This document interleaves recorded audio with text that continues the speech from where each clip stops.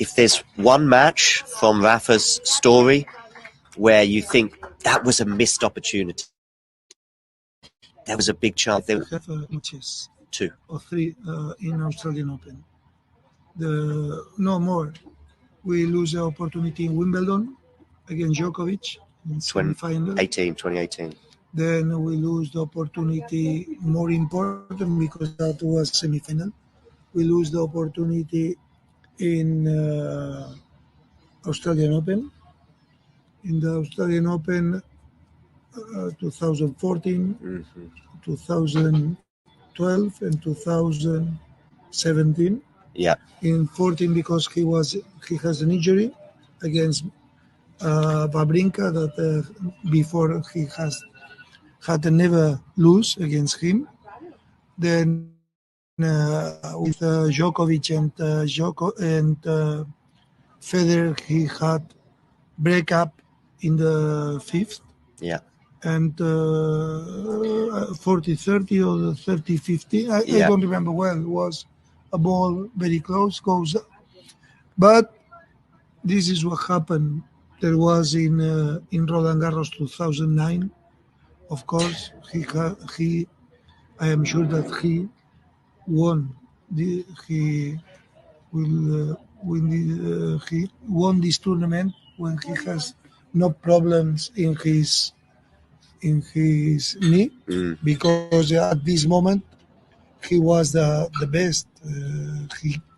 He won Australian Open, then he won the tournaments on clay, and he arrived with problems in Roland Garros. For this reason, in my opinion, he loses. But there are others time that maybe he has to lose and he won.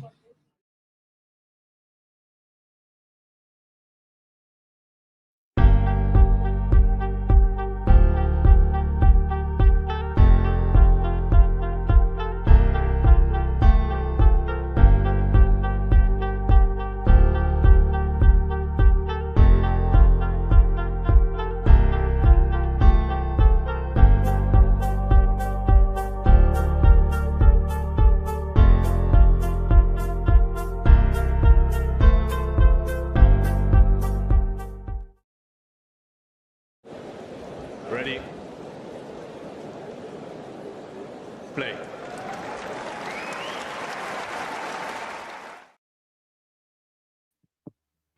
Hello, everybody, and welcome to what is a doubles match, which is quite an important doubles match in the context of the 2 players, or the 4 players, as we've actually got now 4 players that we have in front of us today. So we've got, of course, we're in the quarterfinals of the Olympics. We're in the quarterfinals of the Olympics. We're getting very much to the business end of the tournament, and with that, we've got, of course, Carlos Alcaraz and Rafael Nadal. The Spanish duo have been playing very well when it comes to the doubles recently. Very much, running along quite well. Chamley asking for streaming the game. I'm not going to be showing the actual footage of the game on here, but I'll be talking as the match is going on. So I'm watching it on my screen, and it's. And you're just sort of listening on as you go now. But if you want to have something visual in front of you, I know it's on Discovery Plus, which is how I'm watching it myself. But maybe as well, if you haven't got Discovery Plus, maybe the BBC will be putting it on the extra or Olympics extra channel that they have there. But like I said, so we've got the Spanish pairing of Alcaraz and Nadal. Both players have been performing pretty well throughout, at least in the doubles run through. They had quite a straightforward first match in the first round where they beat Gonzalez and Montelli. Not an easy draw, but Gonzalez and Montelli, a established doubles pairing. They play together regularly on the doubles circuit. Clay courts tend to be something that they prefer as well. So to get through them in 2 straight sets was incredibly good going. And then in the last round, it became a little bit more tricky. Although Nadal and Alcaraz very much looked on top in the match against the Dutch pairing of Grigspor and Kuloff, Grigsby and Kulov were able to take the second set on the tiebreaker and force that third set 10-point match tiebreaker. But Nadal and Alcaraz came through quite well. But of course, as you know, you go through the rounds, especially in the doubles circuit, we go to the next round of competition. The intensity does also increase, and as such, they have now playing Krajicek and Ram, two very experienced doubles players. Krajicek has won the French Open in 2023. That was with Dodik, even though my understanding now is that Krajicek and Dodik are no longer going to be a partnership together, and they've been together for a good solid 18 months to 2 years.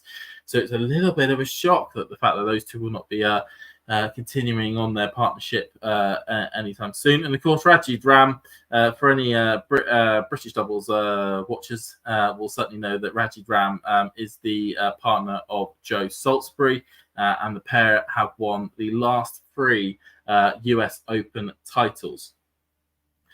So very much, Alcaraz and Nadal are playing some experienced doubles players who slightly know each other quite well. Both Krajicek and Ram had a good run at Hamburg a couple of weeks ago, getting deep into that tournament. But then also they are playing players that have Grand Slam winning pedigree. So this is going to be certainly a test for them both, because although Nadal with his 22 Grand Slams and Alcaraz with his 4 Grand Slams, and the singles, their records speak for themselves. When it comes to the doubles circuit, that's when it gets slightly interesting, because you have these two players who are still trying to figure out the doubles game. Alcaraz, very much a player that has barely played any doubles in a number of years. But Nadal, from time to time, has played sort of doubles matches, quite famously at the Labour Cup with Federer, creating the Fedel, little hashtags and whatnot as that match started to partake there. But key to remember the format of this, because it's different to how we'd usually expect for a 3-set format. So the first 2 sets are normal tie-break sets, with the third set being a 10-point match tiebreaker if needed. So slightly shortened format, sort of the format they use on the main tour, but in the main tour they use deciding point at deuce instead of going to advantage, which they do in this competition. Of course, for a Nadal match, even though a few oohs came up when in the last round Nadal was put onto Suzanne Lenglen. I don't even think that Nadal has played a professional match on Suzanne Lenglen in many a year. But he is back on his Philippe Chatrier court, where he basically cannot get beaten, barring unfortunately with Djokovic a couple of days ago in the singles. So I've got a couple of questions, and it's good to see people in the chat. So Mad seeing some players taking to the court 3 different times today. Yeah, so some players like Taylor Fritz, for example, he played his singles match early today. He lost that match against Lorenzo Musetti. Lorenzo, of course, in a great vein of form. He's then won his match with Tommy Paul in the second round of the men's doubles. So he's going through to the quarterfinals, where he's going to play a certain Andy Murray and Dan Evans. That will certainly be talked about later on in the stream. For the remarkable run that those two are putting together, and then he is going on to court a little bit later on with Coco Gauff in the mixed doubles. So Taylor's doing whatever he can to try and get himself a medal of some description. Nadal, though, is about to serve, tries to get across the court, just goes slightly wide, and it's slightly unfortunate that the coloured tops of the two teams are both red, even though the distinguishing bit is the fact that the bottoms of the Spaniards are white, whereas this US are black. Oh, good little trick shot there. Puts away. Touches his show. So we had a touch. So Rajid Ram, being the experienced double player that he is, was able to hunt down the net and work really well to hit the ball into Alcaraz's feet and get the touch called. And it's a very key part for any of those of you who watch the doubles game quite regularly. I mean, I hope even if you are, that's brilliant that you've logged on. But if you're not, no need to worry as well. One of the key facets of the doubles game is how well, certainly in the modern doubles game on the men's side, is how well you can control the net. And Alcaraz there just does an excellent display of how to do that. The return out went straight to Alcaraz. He put it to the other side of the court, and Krajicek was unable to get a proper connection cross court. So forehand went. So Alcaraz stuck a forehand smash down the line. So certainly when you're serving, you want to make sure that your partner is at the net and is able to basically swat away the return from your opponent. If your opponent is able to get a return, you don't particularly want your opponents to be able to get the ball into play on your side of the court, because then you open up a rally and that opens up the possibility for your opponents to be able to get the ball. So another good bit of net play at the moment by Alcaraz. 3 bits there, goes to Nadal, goes cross court. The Ram's doing really well at the net, both. Here we go. Good bit of play there by Krajicek. So both players. It's very hard because I will say, if I sound like I'm, fumbling over my words, in doubles, there's a lot of quick play. You get a lot of quick balls that sort of take place. So Krajicek and Ram doing an incredibly good job at the net there, sticking as close to it as possible. So on the return, Krajicek came forward, Ram at the net, and Alcaraz and Nadal kind of sat quite further back. You noticed that in the doubles game, where singles players tend to like to stick to their comfort zone, which is the baseline, whereas doubles players are a lot more likely to want to go forward. And Alcaraz, just with the faintest of touches there, unable to get over the net there. Some really good play from Krajicek, who's just hitting hard balls right at Alcaraz, making it uncomfortable for Charlie to be able to then get any real connection onto that. So at the moment, the Americans do have 2 break points already. So not looking to be a great start here for the Spaniards. Matthew saying, is Austin Krajicek playing again with Collins once his match is done? Good question. Let me just go and have a quick look for that one. Go down. We'll do this one here. Brilliant serve out wide from Nadal there. Really catches Krajicek off guard. So he takes that one just there. You've set yourself a question. Scoring down. Altering thing. He's still playing quite well at the moment.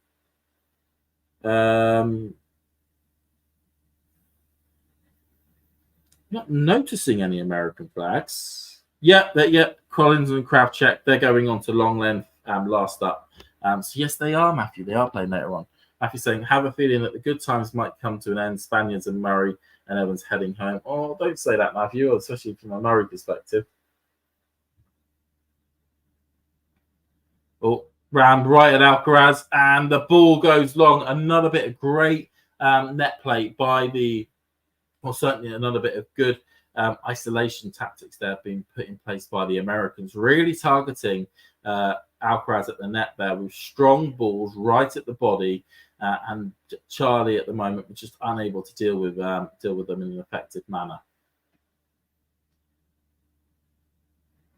So yeah, when a doubles team or in a doubles format, if you're able to really, certainly as a returning team, if you can really strike strong hard balls at your opponent who's maybe at the net, your opponent who's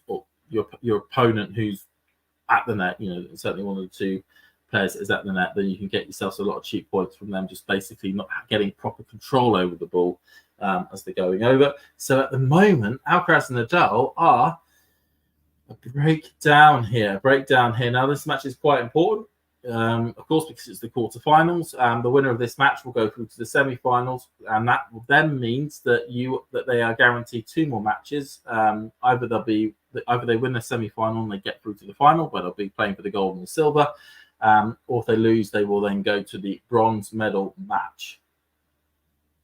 So it's very much a situation here as a player that you don't.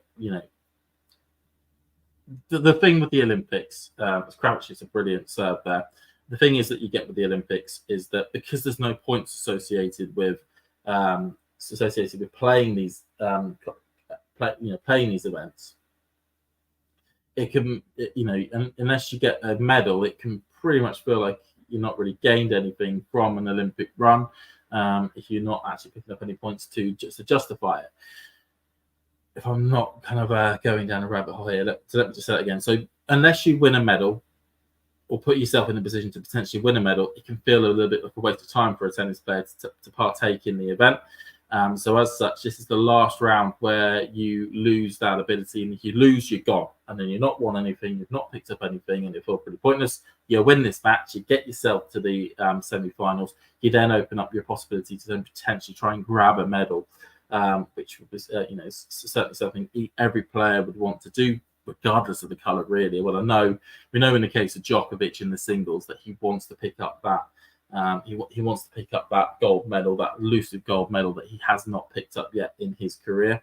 And of course, he's concentrating purely on the singles to be able to do that. He, of course, won his third round match quite comfortably earlier on today. So he's through to the quarterfinals of the singles. So he is going along well as it currently stands. And the Americans are just doing really well at the moment. Strong serves by Krajicek.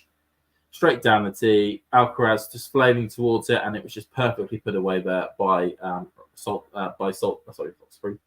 Slip because he plays with Salisbury normally by Ram. Matthew saying, don't want it to happen, but the level that the two Americans have shown already is a level up from what Rafa and Carlos have faced previously. I have to agree. I think the Americans look very locked in. That they have their patterns sorted. They know where they're putting the ball. And for them, they'll try and play their game, which is, that's just a brilliant cross-court forehand there. The problem with that point there was that, okay, Alcaraz stuck it out wide, but Rafa did not run into the centre to cover off Krajicek with a backhand with his backhand return, and Alcaraz was just left stranded trying to get a forehand back into play as the third ball and hits the net. As Matthew's pointed out, the level from the Americans is really good at the moment. They are just holding up. They're just showing what they need to do. They're just playing their patterns, which is what you want to do in a doubles game. So cross court, down the line, good bit from Rafa, but an attempt to go cross court. There's a mistake there from the Americans. That was interesting. So Ram did a really good, did a strong return.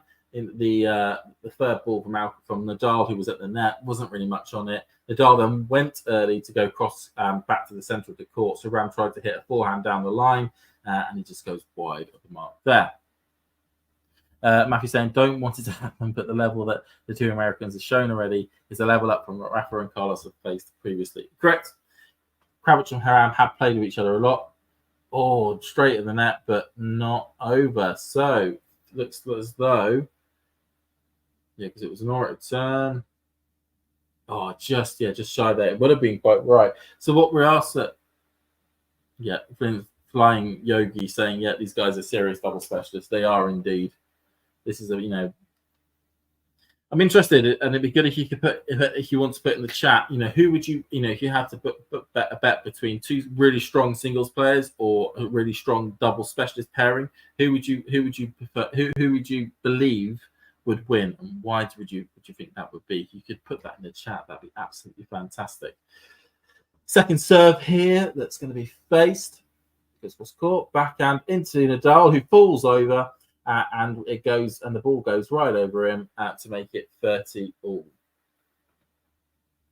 It's a good backhand there. Nadal was just perfect off balance there by Rajiv.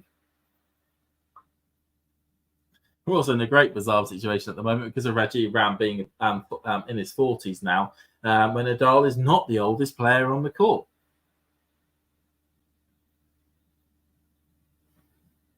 So 30 all here. So there's a chance. So the Spaniards will certainly want to get themselves into this game as quickly as possible.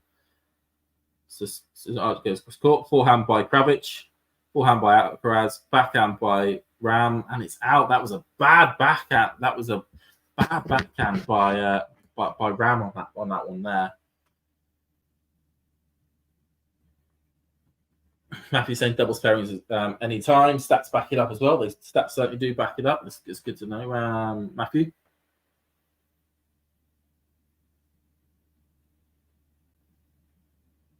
As you can see, Rafael Nadal is able to fill a stadium any day of the week, as he has done at the moment.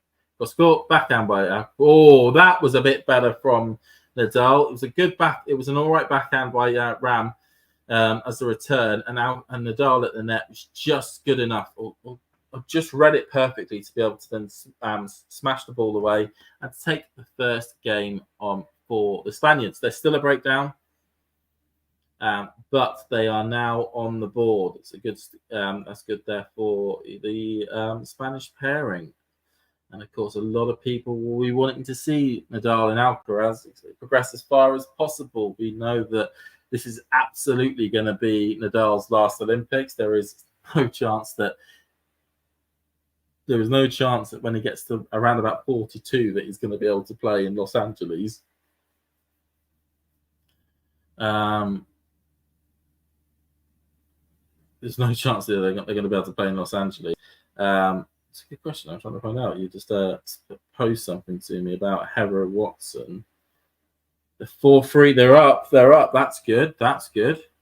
Yeah, there is. I mean, one of the things you notice with Matthew with that is that Heather Watson is an incredibly good doubles player recently. I know her singles results have kind of tailed off this. Her singles results have tailed off, but her doubles results have really shone in recent times.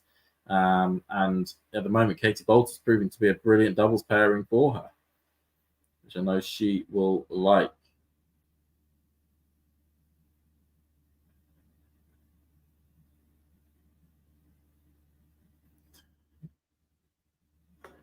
What I may do is I will get it up on here. Good work there by the Americans. Again, another 1-2 combination, playing the I formation incredibly well.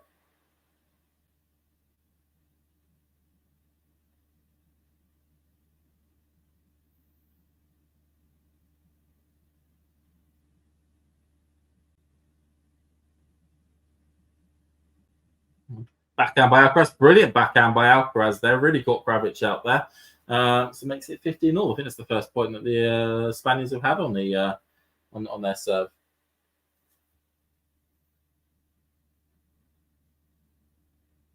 I was going to try and get up there, but actually it keeps on shivering me behind. So at the moment, you're going to have to keep me up to date with Heather and whatnot.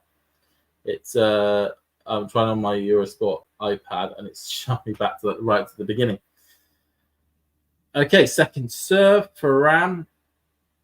Ram's one of these that has a brilliant serve, but it can sometimes let him down. Good smash away from Krajicek at the net. Nadal just wasn't able to get a major bit of control on that one and went straight to Krajicek with no pace, and he was able to put it away without any issues.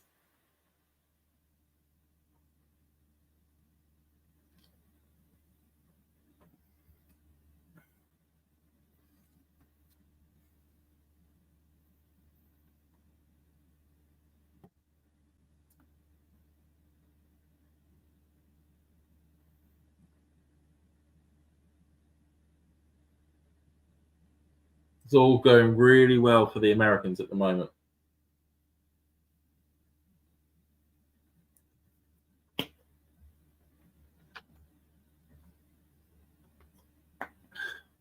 Ram here, serving to make it 3-1. Goes down across court, backhand by Nadal. Ram's at the net, goes cross court, backhand by Alcaraz, backhand by Ram. Backhand at the moment. Oh, nearly from Ram there. Went as cute as possible. And that point there, Alcaraz and Nadal were able to neutralize the ball quite quickly. And that then meant that they were able to at least play part of their game. And then in that situation, that's when you kind of then move to the favorability for the Spaniards, given their ability to find angles, to rally, to use their forehand technique. But another game point here for the Americans. Goes up the line, back forehand by Nadal, backhand there, forehand by Ram, backhand there. Brilliant backhand by Alcaraz. Really playing all sides of the net really quite well there. So that takes it to deuce. So we're deuce now. Spaniards may go for the lob. These two are like brick balls at the net. They are a bit like brick walls at the net, aren't they? Lobs are a good tactic. If you can lob well, like we saw with Murray and Evans last night. If you can lob well, it's a really good tactic in doubles because it can neutralize the point incredibly well. But 40-all here. Bit of jeopardy for the Americans. Goes up the line, forehand, into the net by Nadal. So that takes it to advantage. advantage US. Advantage for the Americans.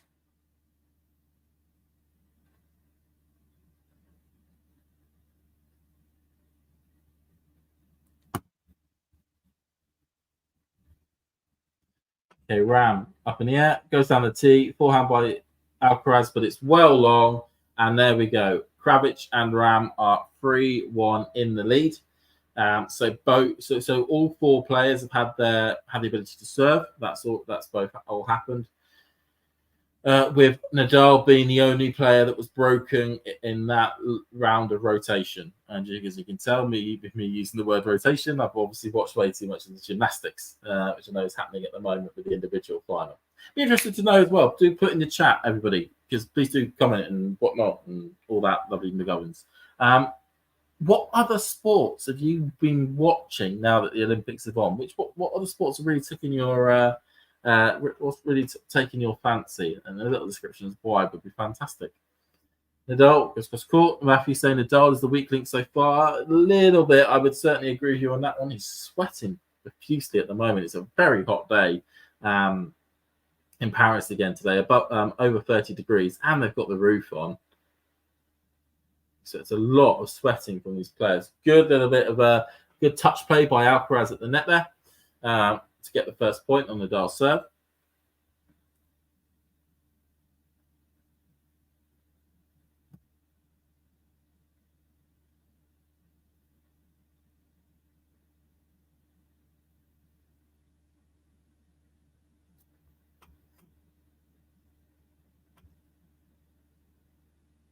Goes cross court, backhand by Ram, backhand by Alcaraz. Oh, brilliant bit by Nadal. Forehand just died completely. Right, start by Nadal, Alcaraz.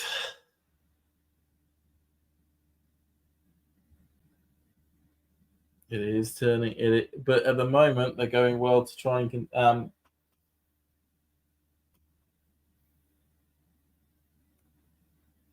okay, Nadal goes down the line, forehand by Krajicek, backhand by Nadal, up the line by Krajicek.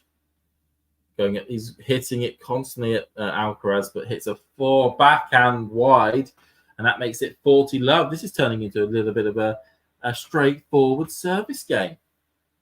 I shouldn't speak too loudly with that one, but a straightforward service game for the Spaniards. But in doubles, it's one of those situations. Ruud is set up and 3-2 with a break. His shirt is absolutely soaked. Never seen such a drenched shirt. It is. Oh! That's just went up, just clicked over and befuddled there a bit of Alcaraz.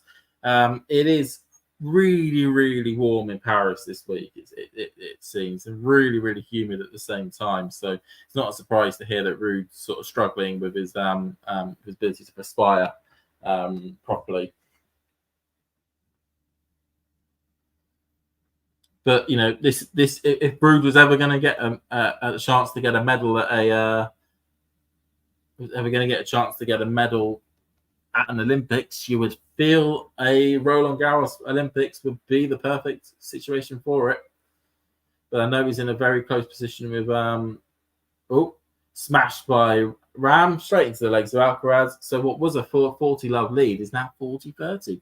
What was I saying? So with I know he is fairly close to Alcaraz in the draw though, so there is a potential. I think they could meet in the quarters or quarters. No, he's already won. He's already going to play Tommy Paul in the quarters. No, they could play each other in the semis. That's it. So there's a potential that we could that Ruud and Alcaraz could play each other in the semis. I believe. Don't quote me on that if it's not true. Okay, Alcaraz goes for score. Backhand by Ram.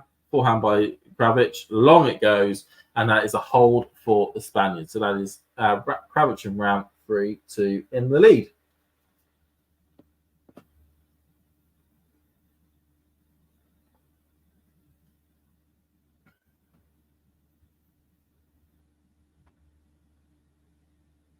So yeah, so early stages still. Something on the screen, just trying to get rid of it there.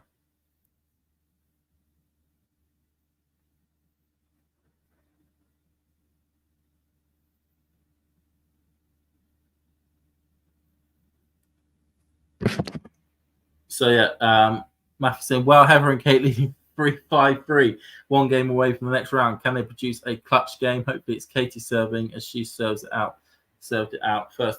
Yeah, Katie's serving well. I mean, from the matches I've seen of at least I was able to watch the first set of this match. Katie serving really well. Heather, a little bit more struggles on there, but I think Heather's servings are done.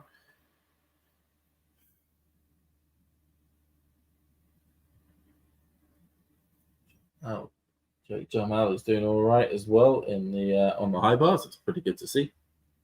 15.1 on the roll. That's pretty neat as well. Yeah, so potentially we could keep another British pairing in getting into the what is it, quarterfinals. It will be for the women's if they can get through, and very much then one game away from then getting yourself into the mix for the 2 matches to get a medal. But Krajicek here down the tee, forehand by Nadal, sliced by Krajicek, backhand by Nadal. Oh, Krajicek could have left that. It was going out, but he put it in. Alcaraz wins the point. I don't think Krajicek should have played that point. I think the ball was going out, but he misread it, and he kept the ball in play, and he kept the momentum going.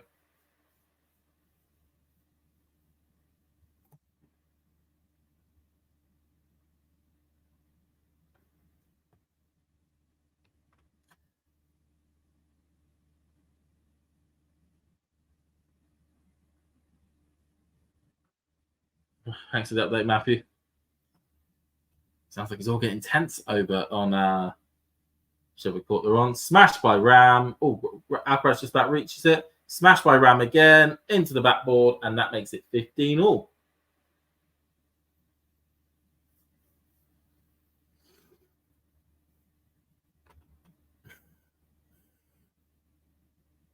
Good smashing play, a good smash from there from Ram. It's tricky in these conditions. You've got the lights from above that are that the ball is going in and out of as it goes up into the air. So being able to get a good smash down is always key. Usually the best conditions for smashes tend to be when there is no light above you. Well, backhand by Nadal, long it goes, and that makes it 15-30 to the Americans. Another good serve there by Krajicek. Krajicek is just a very good server. Talking to this, asking who are the favourites for the match. I would certainly say Krajicek and Ram. I would make favourites. They are the seeded pairing and experienced doubles players. And of course, Krajicek has pedigree of actually winning with the doubles title at Roland Garros. But you can never rule out Alcaraz and Nadal. But at the moment, it's only just the one break. Krajicek goes cross court, backhand by Alcaraz. Krajicek goes for the smash, right at Alcaraz. Goes to the dink. Forehand by Alcaraz, dink by the Ram, dink, dinks. Jeez, it was like a squash game. The amount of tit tat that was taking place in the net there, but the Americans come out on top in that exchange there.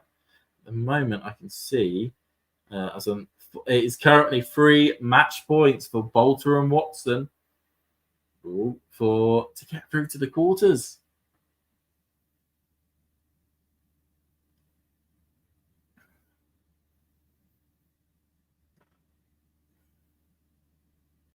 So Krajicek goes cross court, backhand by Nadal. Oh, it was just long anyway.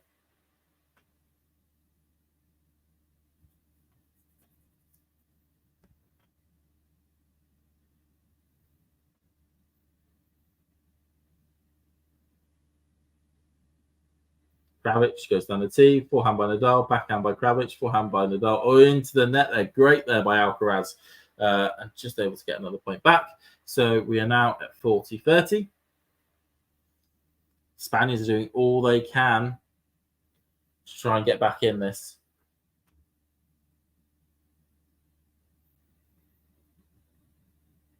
You can tell, though, when the rallies go beyond 4 shots, that actually the Spaniards stand a good chance in those rallies.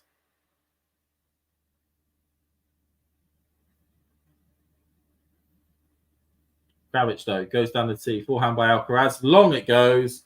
And that is the game. So 4-2. 4-2. As 2 of the match points have come and gone in the Bolter-Watson Hadad-Maia-Stefani match. Currently 40-30. And last match point for Bolter-Watson.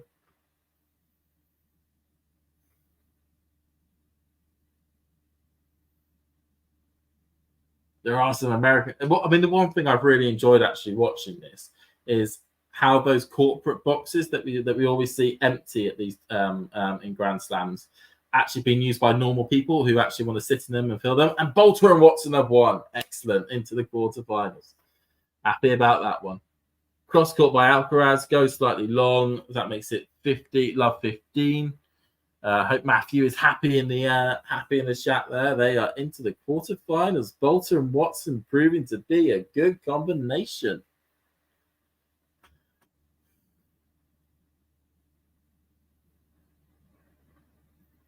Right, though, 4-2.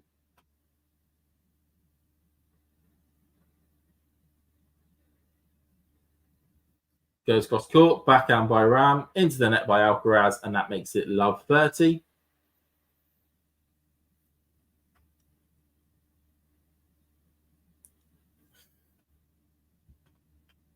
Somebody with red, white, and blue hair there. Either an American fan, a French fan, a UK fan, or a lot of other fans that have the national flag with those colours in. We should hopefully, as I say, be joined by Nick soon as well.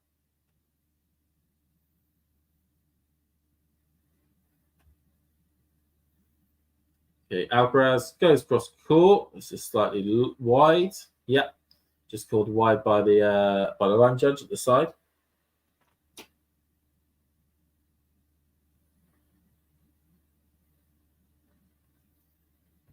So Alcaraz goes cross court again, backhand by Krajicek into the net though. So that is a point back for Alcaraz and Nadal.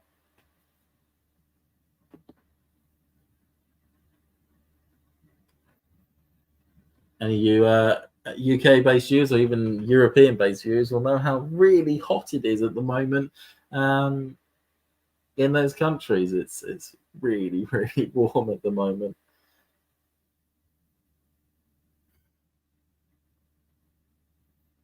Okay, cross court with Nadal, backhand by Ram, but it was an out ball anyway on the serve, so we're on to a second serve.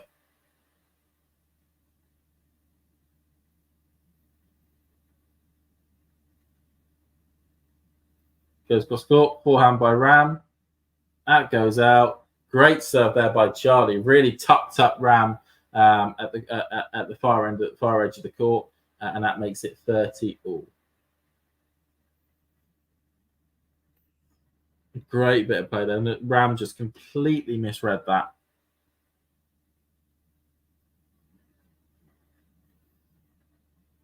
So what was potentially could have we're certainly in a position at the moment where if the Americans win this break, get another break, you will certainly say the set's over. And we've got a bit of a rally here, and the Alcaraz hits a forehand out inside here, out wide. So break point for Krajicek and Ram, a chance to go with double break up in the first set. Be interesting as well, given the fact that Nadal was the one who was broken originally at the start of on the first service game. So if Alcaraz loses his serve, then it shows that both players' serves are potentially quite susceptible to breaks. But Alcaraz here going to be looking at Ram on the serve. Goes cross court, backhand by Ram. Oh, it was long, but it was a second serve anyway. I got no sound on what I'm listening to, so sometimes I think something's happening, and no, it was actually called out. Okay, so Alcaraz goes cross court, backhand by Ram, cross court, backhand by Alcaraz. Ram gets to it, forehand by Alcaraz. Is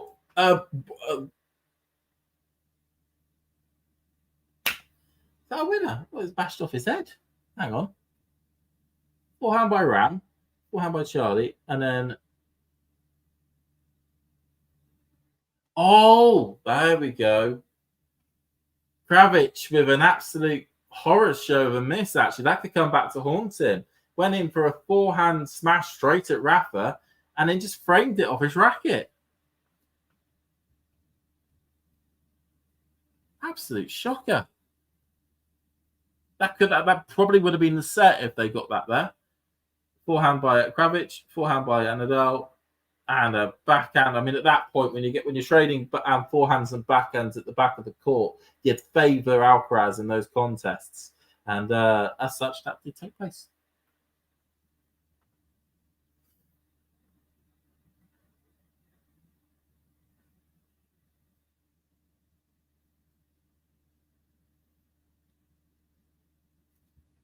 So, advantage.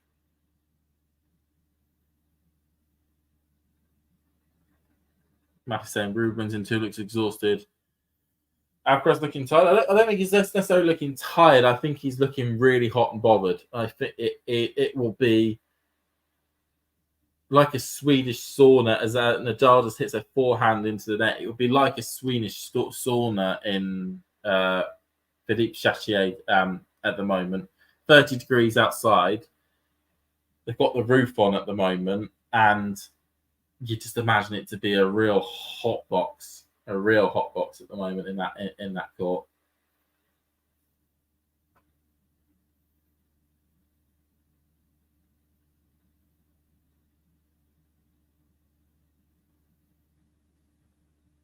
Okay, love that the juice at the moment. Forehand by Krajicek, forehand by Alcaraz, backhand by Thing.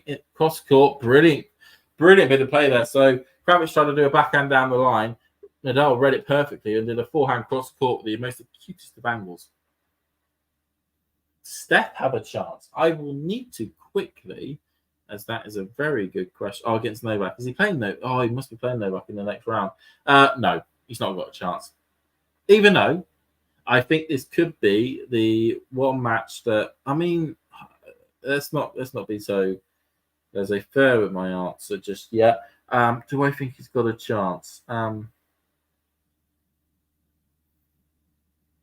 I think it will be tight. I would favour Djokovic just because I think he knows exactly how to beat Steph. And even with this sort of low ability Djokovic that we have at the moment that can't really beat Alcaraz and Sinner, I still think that person will have enough to be that level of Djokovic will still be enough to beat Steph. And I still believe Steph isn't actually a top 10 player anyway yet. So he's like ranked 11th or something in the world. It's a real shame for Steph actually that he ended up in that part of the draw. Because certainly with the way he's been playing and this being probably his best chance as well of getting an Olympic medal, I know he would have preferred to certainly have been either in the. Well, he would have certainly preferred to have been in the Medvedev section, but I think lots of players would have preferred to have been in that Medvedev quarter because that would have given a good route through to the semis. And then once you're in that semi-final, if you win, you go to the gold medal match. If you lose, you go to the bronze medal match.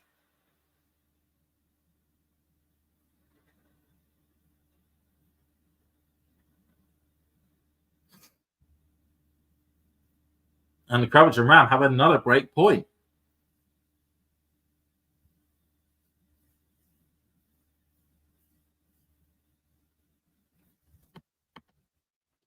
Krajicek and Ram have another break point. Are they going to get this double break?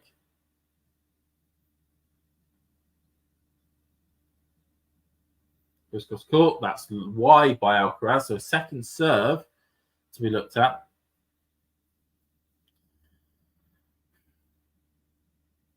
Goes cross court, and it's a double fault. And that is a second break in the set. And Krajicek and Ram are now a game away from wrapping up the first set on Philippe Chatrier. Wow, that was a tight one there. Krajicek and Ram just kept the pressure up throughout the entirety of that Alcaraz service game. They noticed that was the service game that Alcaraz was a bit weak on, or was attackable, and they kept the attacks going. Which is excellent by the Americans on that one there. They'll be very happy with that one.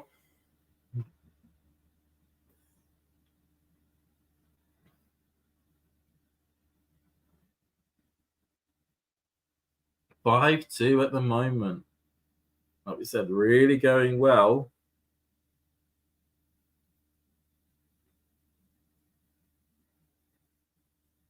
really going well for this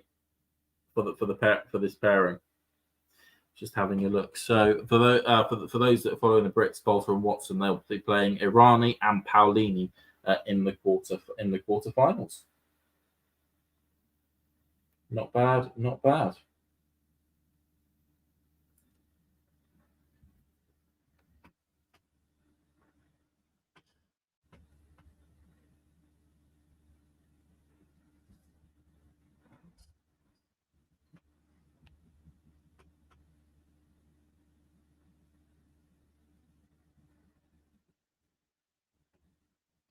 So Ram coming out, serve for the first set.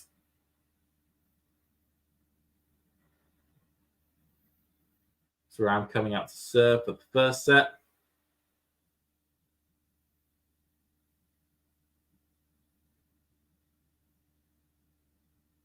Just showing that he's got new balls because we're had 7 games. Goes up the line. Forehand into the net by Alcaraz. 15-love to Krajicek and Ram.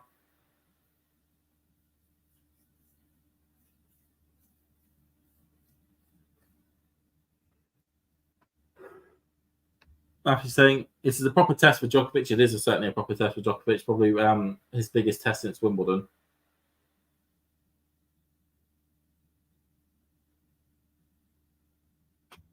Is that going to land in? No, it's not. 50-0. Hey, Nick. Hello. Well, this is a tougher test than maybe some expected for the Spanish duo. You think a tougher test than what was expected? Well, it depends on how into tennis you are. Okay. Because I would have said that this is the toughest test that they could potentially have faced. Or one of the toughest tests. Not in the whole... Let me double check on that one a minute. Krajicek and Ram are an amazing, obviously. I don't know if they played together on tour, but we know they're very strong doubles players. Well, I said at the start, so Krajicek usually is with Dodik, but they're broken up recently, or rumoured to have broken up recently. Apparently, the drama on the doubles circuit is second to none. And then Ram is usually with Britain's Joel Salisbury, but they haven't been playing that well this year, but they didn't do so last year, but still managed to win the US Open again. So both players usually have other established doubles pairings, but of course Ram's won the US Open 3 times in a row with Joe Salisbury, and Krajicek won the French Open last year. Yeah, so they're Grand Slam champions. I guess when the statement was based on the hype around Alcaraz and Nadal, right? And I think there's now that we're kind of riding the wave and not realistically looking at the opponents. So whilst it wouldn't be surprised if they lost, I think from where I've turned it on, because I literally turned it on in the end of the last service game, it's been very much it's been more one-way traffic, maybe is the better phrase than some were expecting. Although that was a very good return from the Nadal that's just inside the baseline. Yeah, Krajicek made a mistake there. He should never have left it. Yeah. This is going to be interesting doing a doubles match because I don't do doubles usually. And I very rarely play doubles. Yeah. I mean, I've watched... I usually watch a bit of double. I like watching a bit of doubles because it's an certainly an intriguing part of the game. Good bit. I love watching it. Yeah, I've just never covered it as a TT. Yeah, we rarely cover it as a TT, don't we? Obviously we did the doubles final for Wimbledon. We did the Federer and Nadal doubles at the Laver Cup. And obviously we've been doing all the Nadal Alcaraz matches. No, it's just to say, I think the toughest test in the draw is probably Ebden and Piers. Yeah, that to me is the toughest test in the whole draw. I think though, looking at it, then I would say Krajicek and Ram would be the next, followed by Krajicek, and then followed by Krajicek and Puts, Krajicek and Puts as well. The Germans. Krajicek and probably been pronouncing it wrong. I'm like Krajicek, shoot, never mind. What would you think would happen if Krajicek and Krajicek played together? The KKs. Oh, jeez, my tongue will just get too tight. I think it's like Alcaraz trying to hit through the volleying and through the guys who were defending the net really well, and Alcaraz overhits it. What are you saying, James? I mean, that's it's like it was just more like you got like Pavlyuchenkova versus Mukova, some other long name as well. Skidimikova is the other one that's popped up in this tournament in the women's side. Somehow has got herself to the quarters or to the semis, I think actually. But that play there was quite classic. You have the Americans double specialists who are happy to stay at the net and really dominate at it, whereas the singles players stay back at the baseline where they feel more comfortable. And usually in those situations, you'd favour the people at the net. Alcaraz going for the dream pass attempt, but it clips the top of the net, bounces out, and we have a first set to the USA. You can see the crowd going mad for that, and Nadal Alcaraz in trouble. They're not going well. Who are the Brits playing tomorrow? They are playing Fritz and Paul. Oh, yes, they beat winnable. That I think that could be winnable. Both players have big serves, which should be something to watch out for. But I was really impressed with the increase in level of Murray and Evans yesterday comparative to their first round match. Because in their first round match, their serves didn't really have any bite to them, and they were constantly getting broken. Whereas in the Chilean match or in the Belgium match, their serves became stronger. They became more reliable to be able to hold serve. And actually, throughout both two sets, the two normal sets, they didn't get broken once, which was fantastic to see. Yeah, I mean that match. I mean, I still don't know how they won that first round, to be honest. Because the way they started it was not looking good. It was dark. It was really dire from both of them. I mean, both didn't have any power whatsoever at the net. They were constantly making double faults, making those mistakes, but they somehow managed to come through it, even from being 9-4 down. By the way, Rajiv Ram is taking a break between the sets. We're seeing some highlights now. Yeah. I think Nadal went off as well. Okay, so the old men are taking a break. Yeah, what's quite funny is the fact that Rafael Nadal is not the oldest man on the court. No, it's Ram, isn't it? Ram's in his 40s now. Or certainly his early 40s. Hey, look, we've seen it with Popyrin. You don't have to be spring chicken to succeed in doubles. You don't. You just need to have good power and follow routines incredibly well. Although it appears that Rajiv Ram is not the oldest man on tour. Apparently, we do have an interview with the actual oldest man on tour coming onto the channel, according to the producer. Wow, wicked. I wouldn't even know who that is. It's not Estrella Bragos, is it? Or is he retired now, finally? Isn't there a Japanese player who was in like his mid-40s? I remember hearing about somebody like that a couple of years back. Yeah. Maybe it's him. Playing in Porto. But yeah, so I obviously came in. So obviously I've only kind of looked at the score. But would you say, it from looking at the sort of highlights reel there, and you can kind of fill me in on the details, the doubles experience of the Americans is clearly showing.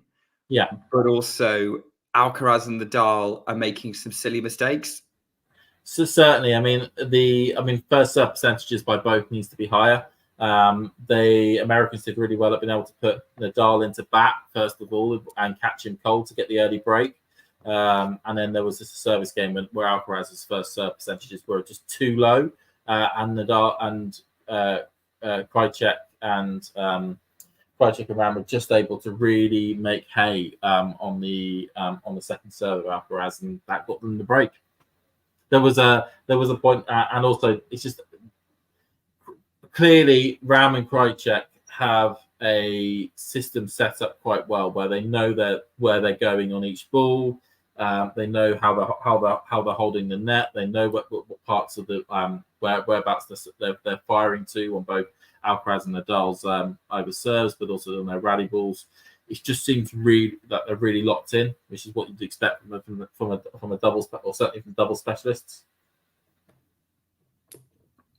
I'll tell you what, we've had a very sort of Spanish-friendly crowd over these last few Nadal-Alcaraz matches, but it has to be said, by the look of things, the Americans are really out in force today.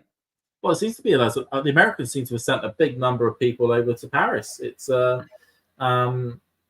been quite remarkable actually to see the amount of American support, but I guess that Paris is very well connected to the United States. It has a lot of flights that fly to it. Popular destination around the world. It's also been quite noted, with how many sort of big American stars have been almost the face of the Paris Games. Snoop Doggy, Lady Gaga. It's been quite noticeable. Tom Cruise as well.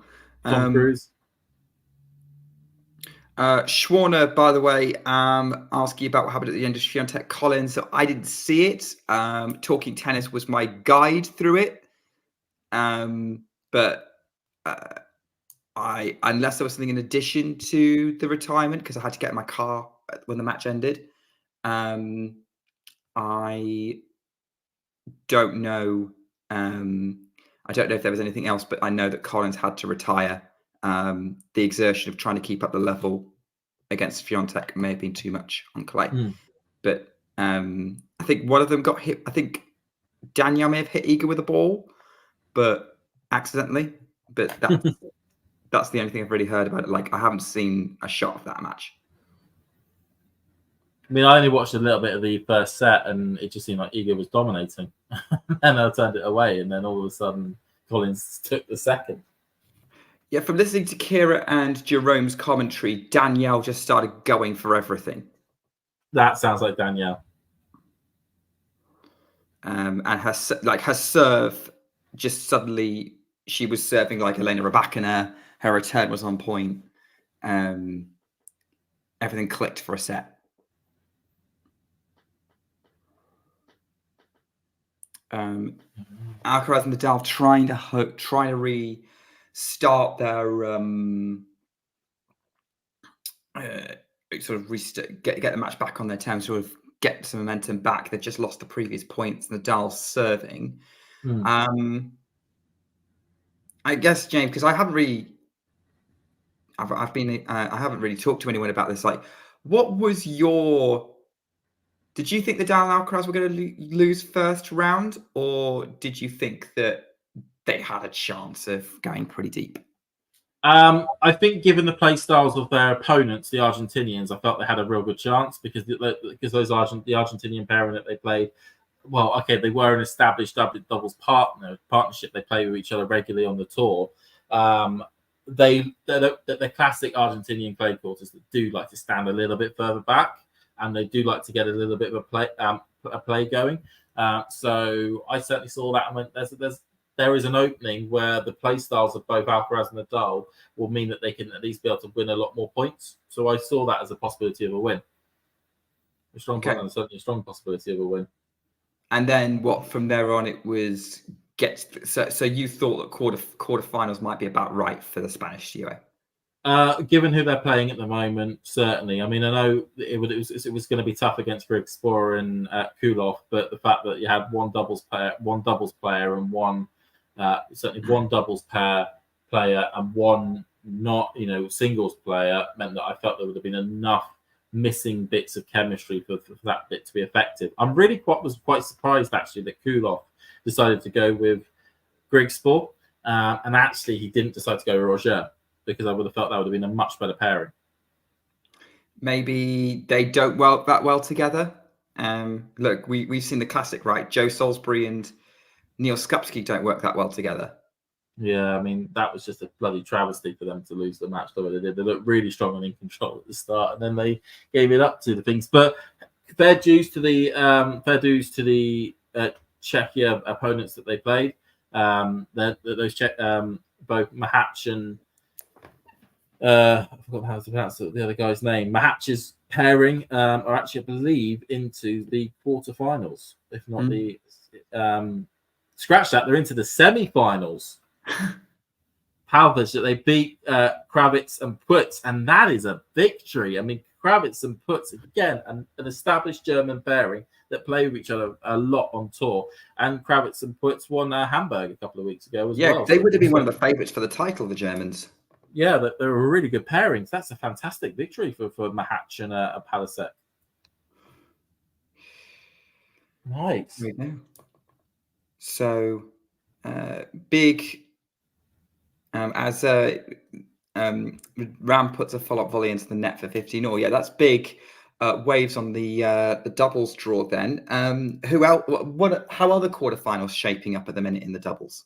Okay, so at the quarterfinal stage, we're completing 3 of the quarterfinals today with the Fritz, Paul, Evans, Murray match taking place tomorrow. But so the top of the draw, you had Ebden and Pearce versus Coldfire and Struff. Coldfire and Struff are 2 very good, or at least have big serves. So that went to 2 tie breaks, but Ebden and Pearce came through both of those 2. So Ebden and Pearce are into the semi-finals. I would certainly say Ebden and Pearce are the favourites just because of how good those 2 players are. And then the second semi-final, the second quarter-final is Fritz and Poole against Evans and Murray. That will be an interesting one to see how that plays out tomorrow with those 2. I'd say that's certainly a 50-50 match. It's very evenly balanced, yeah. I really hope Evans and Murray win. That'd be great. I think we both would really hope Evans and Murray win that one. And then of course we've got Alcaraz and Alcaraz and Nadal versus Krajicek and Ram. And I'd expect at the moment you'd say that we're going to get Krajicek and Ram going through, and they'll play Mahach and Palasek, who beat Kravitz and Putz earlier on.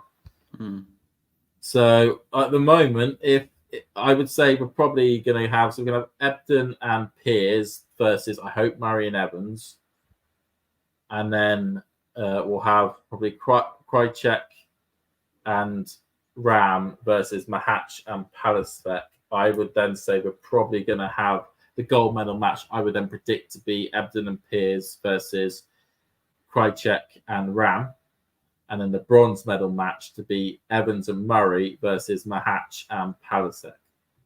Hi, Miles, by the way. Glad to have you on board, as always. How does that sound? I would agree with that assessment. We're into, by the way, it's game point for the Americans. Alcaraz put the forehand into the net. We were at game 1, second set.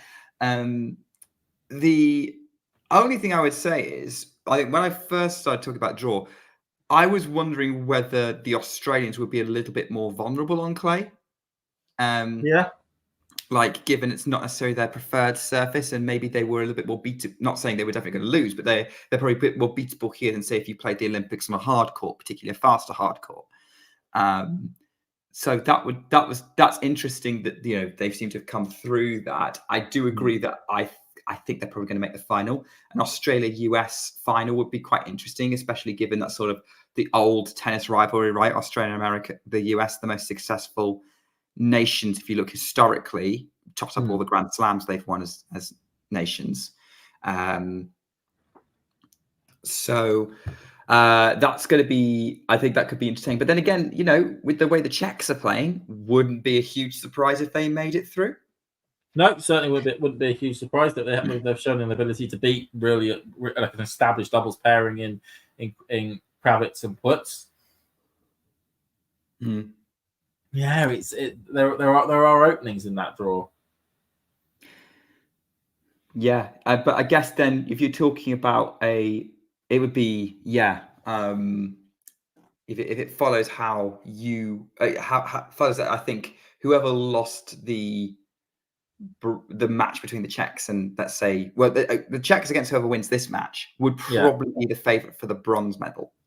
Yes, yeah. At the moment, if you would certainly have this sort of either Murray or Evans or even Fritz and Paul as the 4th favorite out of those partnerships that sort of take place there. But I certainly was very surprised to see that the Belgians were able to beat Murray and Evans, because the Belgians have had a pretty good clay court season back in April and May. That was a big upset, yeah. Yeah, they won Monte Carlo. They got to the quarterfinals of the French Open. I was surprised to see them lose. I must admit, I felt that the belt for the Belgians, the clay courts are their best surface. Yeah, certainly there's no established. I don't think there's any real established tour pairings left other than the Australians. They're not even an established tour pairing because because Ebden usually plays with Bapana, and Pierce is a bit of a journeyman at the moment. He hasn't really found a partner. Yeah, he keeps moving around. Yeah, he plays with Jamie Murray majority of the time, I think, at the moment, but has played with a lot of other players as well. Oh no, yes, he's played a lot with Skubsky at the moment. I think those two are looking to probably solidify their pairing because they did really well over the grass season, getting to winning both Queens. Oh no, I'm thinking of someone else. Yeah, you are. Didn't Pairs play with Ricky Hijikata because they beat the Murray brothers at Wimbledon? Yeah.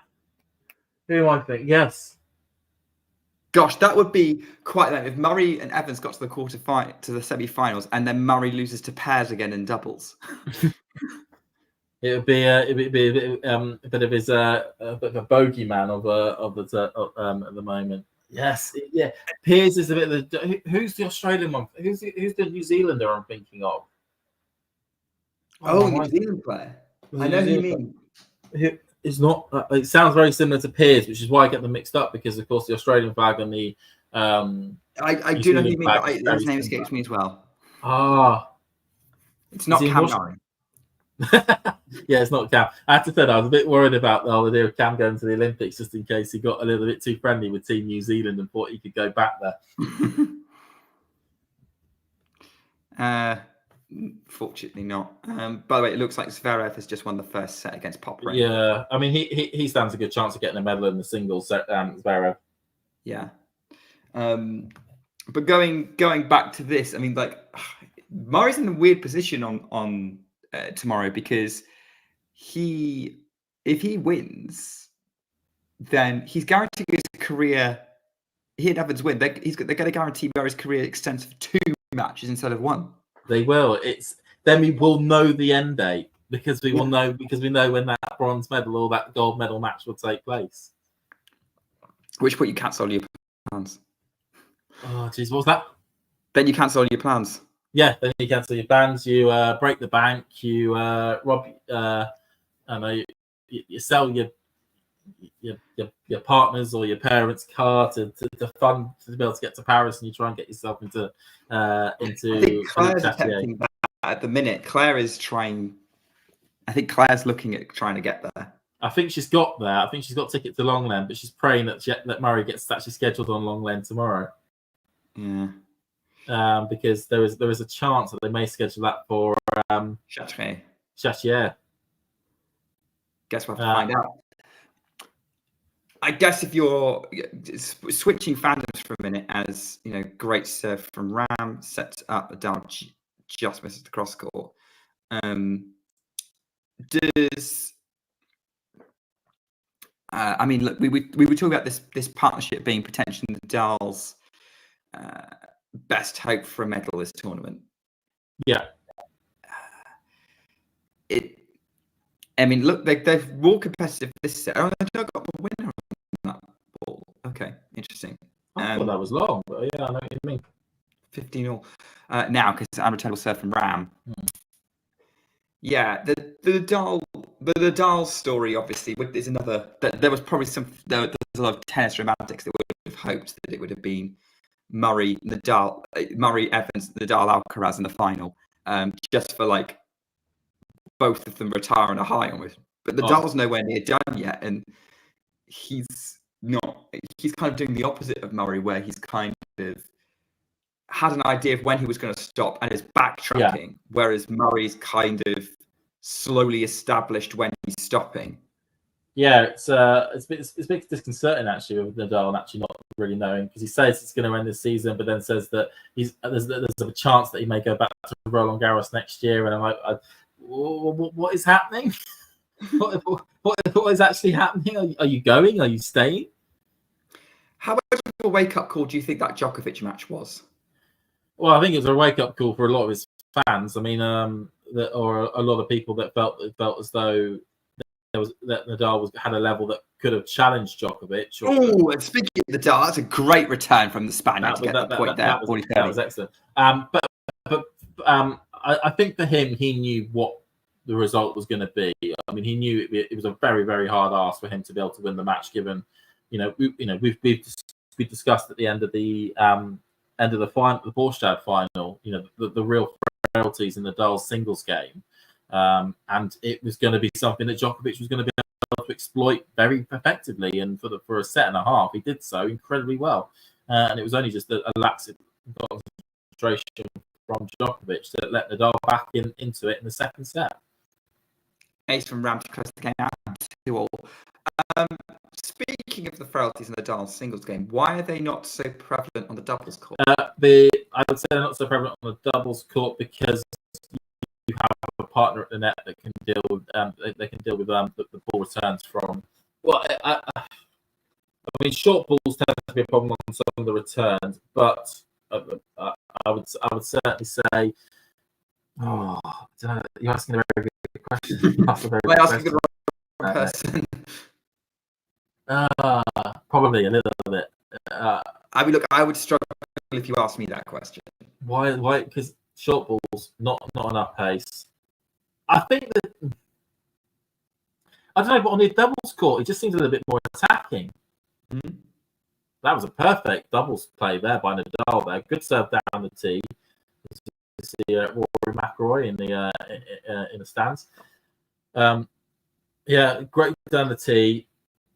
Kravitz just about gets a return onto it, and the Alcaraz at the net just swats it away. I mean, I think the fact that he's got Alcaraz is probably the main reason why he's been able to do so well in this tournament.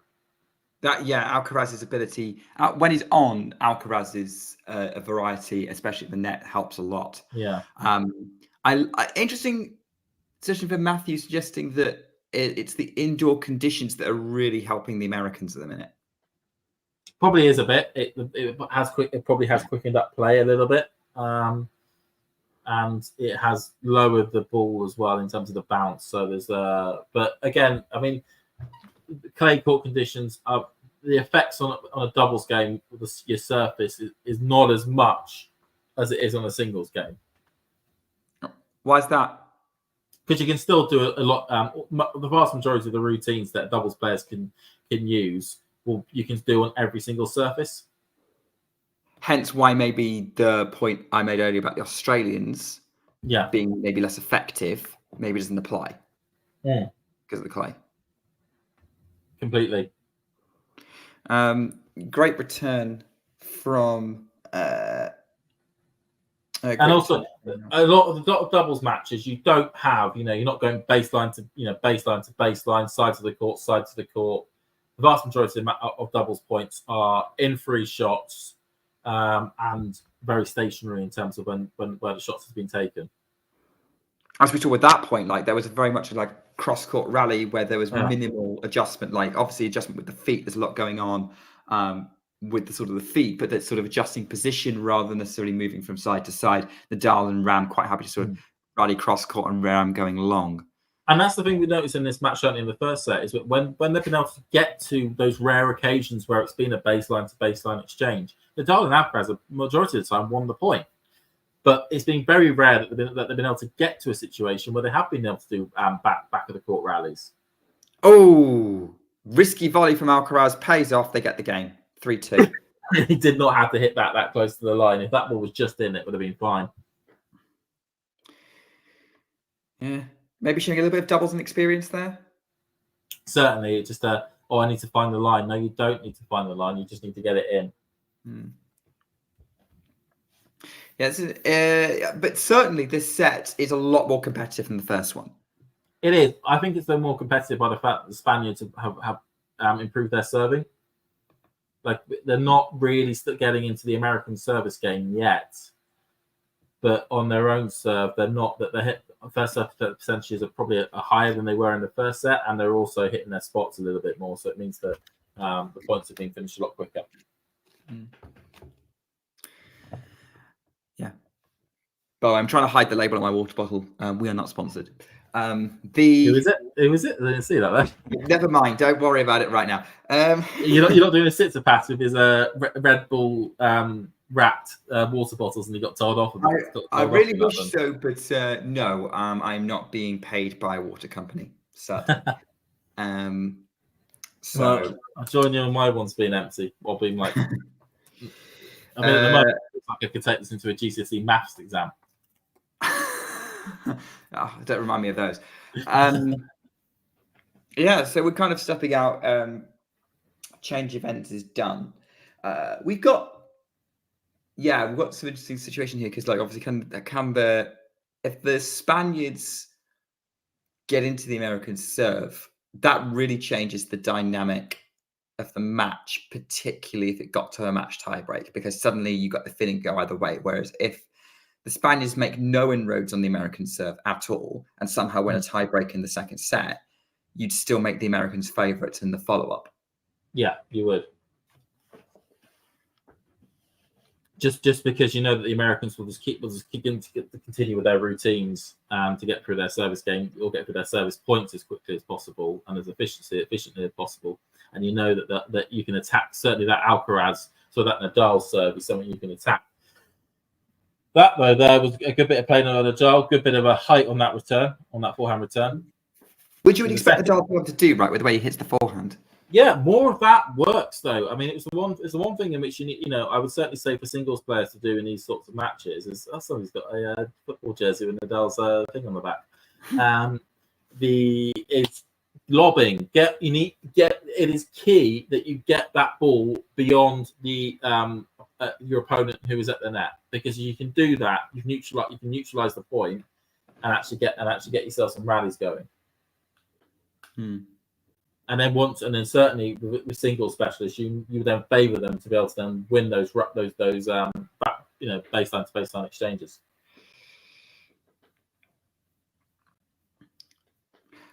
You play a bit of tennis, right? A little bit. Yeah. Yeah. I was just thinking about my comment earlier around sort of lack of experience playing doubles. And the last time I played doubles was pre-COVID. It's the last time I played doubles. Pre-COVID, wow. And that was a sort of tryout for a club. Not tryout for a club, but taste the day, that kind of thing. Yeah. And did all right in the match. I thought it was going to be terrible.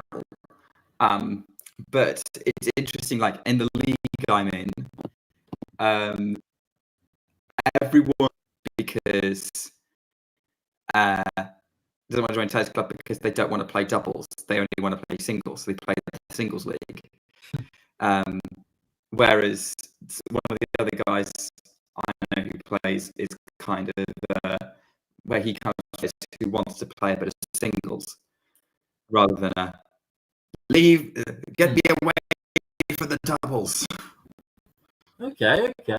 Yeah, because I know that a lot of club players play a significant amount of doubles, don't they? It's one of those weird things. But actually, the most common form of tennis that gets played is doubles. It's not singles. Yeah.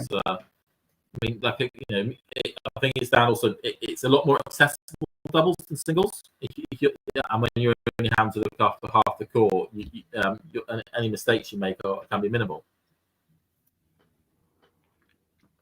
Yeah, it's I would agree with that, and certainly I quite liked. I seem to serve better when I'm playing doubles. Maybe the double service position favors me a bit more. I like having the tram lines to play with, in terms of range. But my volleys are not confident, unlike the Americans who get to 3-all.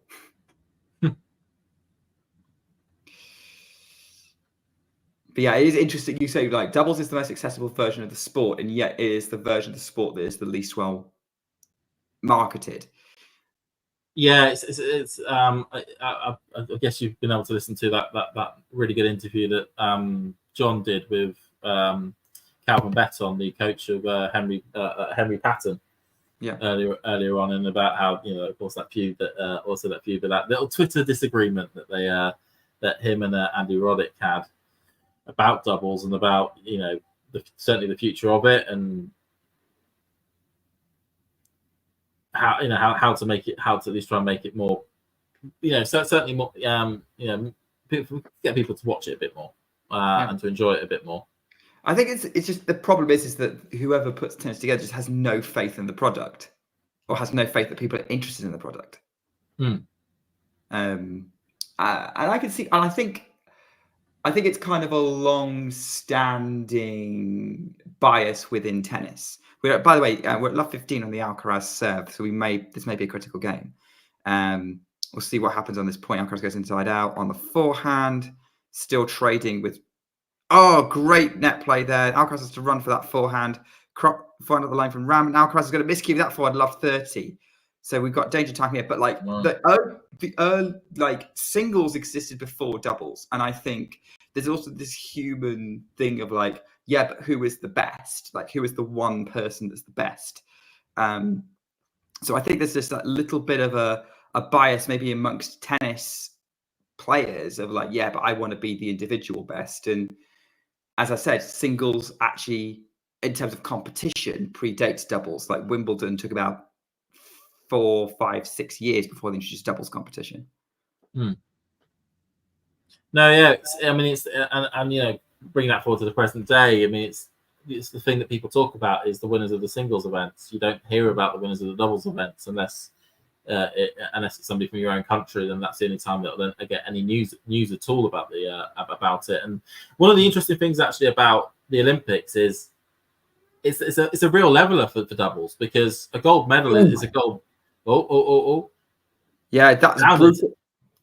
Yikes! There we go. I mean, we're currently in danger zone here for Nadal, Alcaraz. Love 40 down. I was just saying. So a gold medal is a gold medal is a gold medal. It doesn't matter if you pick it up in the singles or the doubles. It's worth exactly the same, and it will get celebrated exactly the same. Tell that to people who aren't Roger Federer fans. Yeah, but it's it's one of those things that it's the only time that doubles gets a real leveler in the tennis world. So love 40, Alcaraz serving. I would reckon that if they get broken here for the Spaniard, it is game over for the fan favorite pairing. It's love 40. Alcaraz is going to serve. He's missed the first serve. Second serve time for the young Spaniard, the least experienced doubles player on this, out of the 4 on court right now. And Ram really goes after that second serve. He's missed it. Ram has missed the inside-out return. The umpire's checking it. No, it's good. The Ram return just kissed the line. The Spaniards are disputing with the umpire. She says it's in. She says it's good. Oh, maybe they're talking about which mark it should be. She's already made the call, though. That's in. And that's the game. And that's the break for the Americans.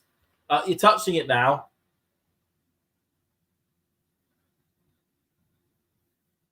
This is going to be one of those in or out debates. This is where Hawkeye would have been great. And you can do Hawkeye at the French Open because the lines on the court are at the exact same level as the clay. Again, I don't know why it's not here. It would have been if this was in a year's time. It's in. Nadal is not happy, begrudgingly having to accept the umpire is not backing down. It is 4-3 with the break to the Americans, who are now 2 games away from the semi-finals. Wow.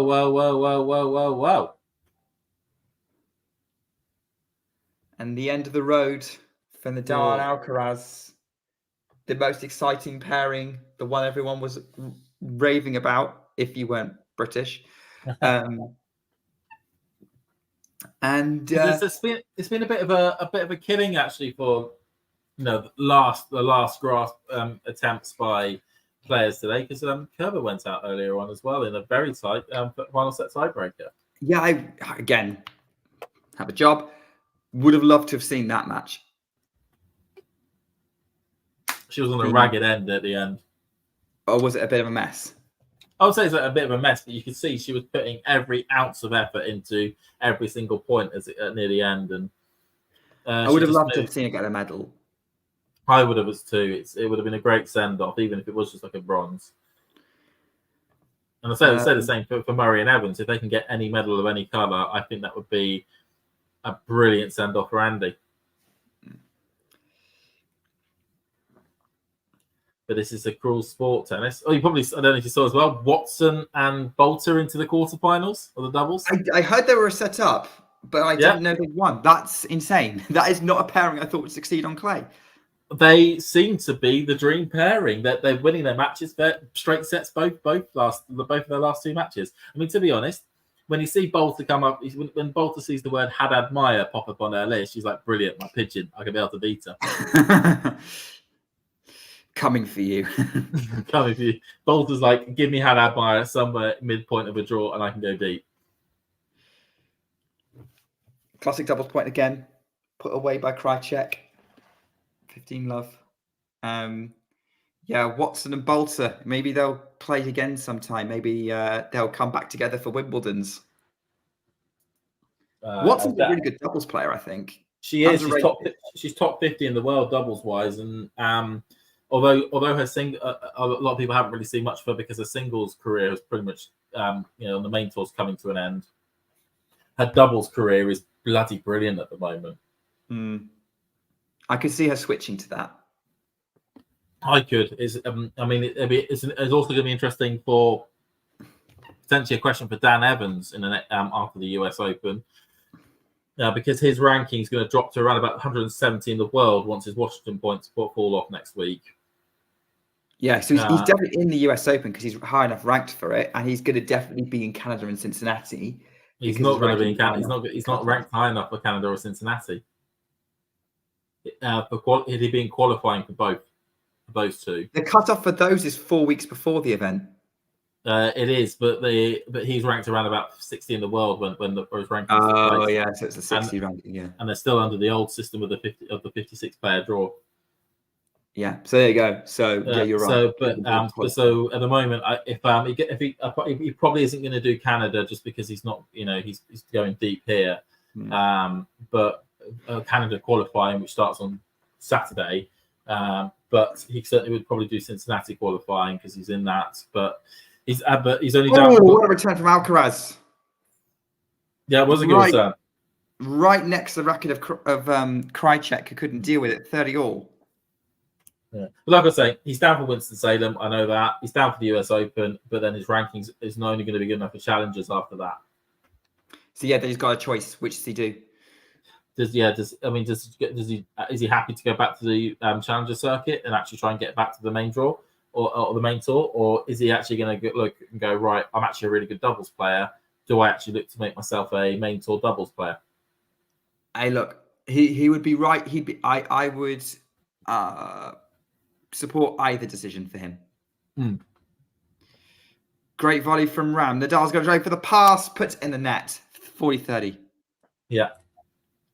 I don't think Evans would get knighted if he won with Andy. Probably would get an OBE though. I think his criminal conviction may stop him from being able to get an OBE. Oh, I forgot about that. Unfortunately, I think he'd have to do something so heroic that all that gets completely washed away. Yeah, he wins the doubles with Andy Murray and then saves a child from the River Seine later on in the day. Yeah, and save a child from the River Seine. He'd have to stop a terrorist incident from taking place. And what else we need to do? Something else. For what? Look it up, Shawarma. It's to do around drug possession and use. Yeah. Yes. By the way, it's 5-3. As again another serve and then partner volley to finish that off. 5-3. Yeah. So yeah, that was a few years ago, Shawarna. But he got banned for a few years from the tour because of it. Let me put it like this: it was something that he needed in his possession that actually would not help you play tennis. It would actually make you feel a lot worse. Anyway, this could be the last the last game. It could be the last couple of games coming up. 3-5. Nadal to serve.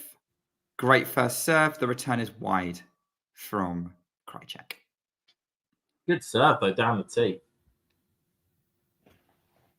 Yeah, it was a good serve. I will say that Ram's serve has been what I would call the most vulnerable, at least I've seen for this match, and he's now done on his service game. So it's a stronger server if it does get to a 5-4.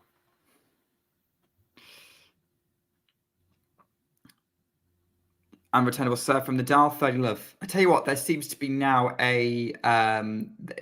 Don't be surprised at the result of this stream if there's now an online petition submitted to the government if they for Dan Evans to be knighted despite his criminal conviction.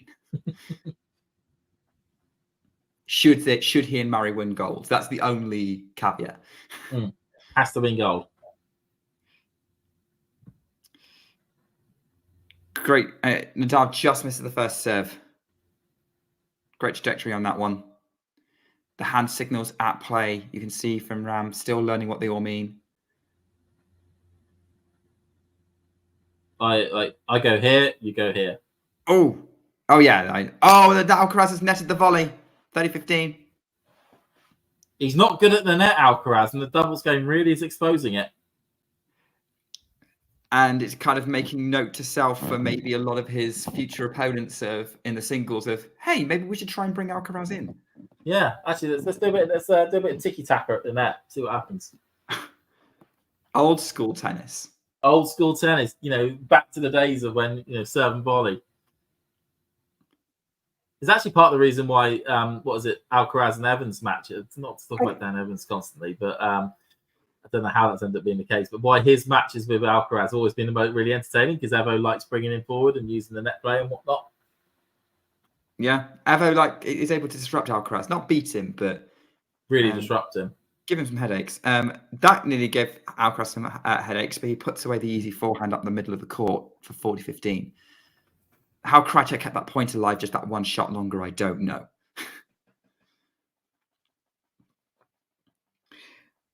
Yeah, there you go. Note to self. Look, back when Dennis first started, Pity Pat was about right because everyone was serving underarm and then kind of standing middle of the court. That really got me, that underarm that Thies did in Hamburg. Zero's reaction, absolutely losing it.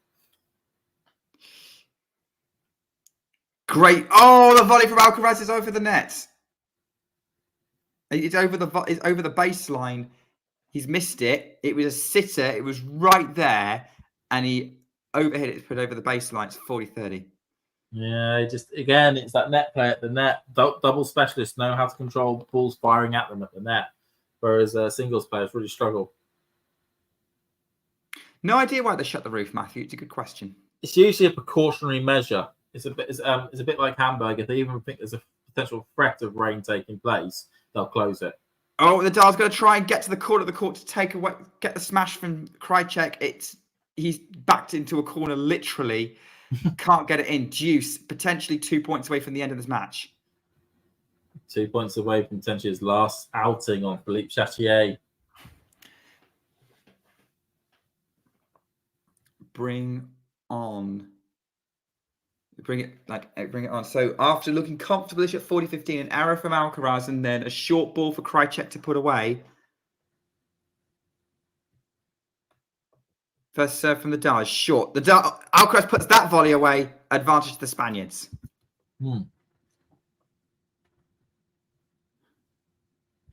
I don't know what the plans are for tomorrow. I don't know what the weather's going to be like in Paris. As a Świątek fan, I also hope they don't shut it.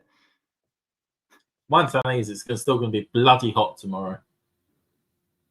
Yeah. Are you dying as well with the heat in the UK? No, I love it. I'm fun. Like this is like I don't start to struggle until it starts hitting about 27, 28. Is it not 27, 28 where you are? It's like 30 degrees where I am at the moment. I'm in the north. I'm in the Midlands. Oh. Like you're in London, all the pollution holds the temperature in. So no, I think it's kind of mid. It's getting there, but it's mid to high 20s. like 25, 26. Yeah. Because my high today was 29. Yesterday was 34 at one point. I mean, that's pretty brutal. But no, it gets nowhere near that temperature up here. It would have to be insane. I'm a natural northerner, and I can't really cope to anything above 20 degrees.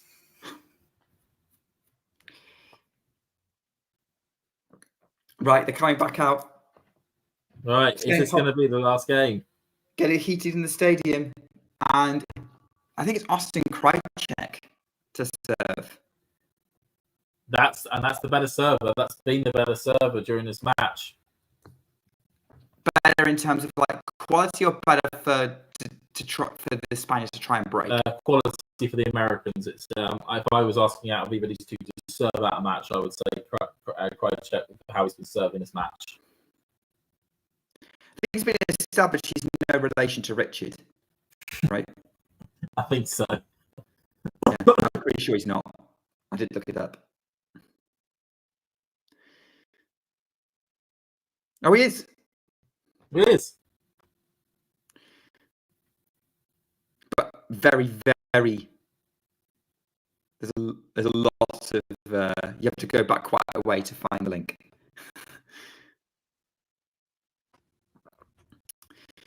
Second serve for Krajicek. Yeah, he went wide on that tee. I was surprised. And that was either a double fault. Oh, That has to be a double fault because there's no way that Ram would have left that otherwise. that was a double fault. That's maybe the nerves are starting to get to Krajicek.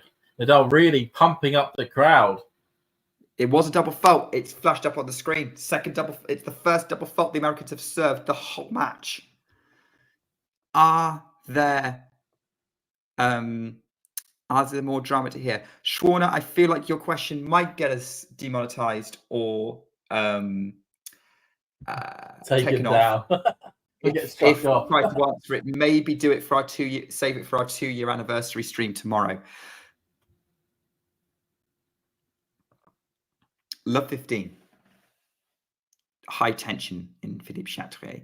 Great serve from Krajicek, and he's got the overhead from Ram. Alcaraz is going to reach it, but he couldn't quite swing through to get it over the net. It's in the net. Kicks the board in the process.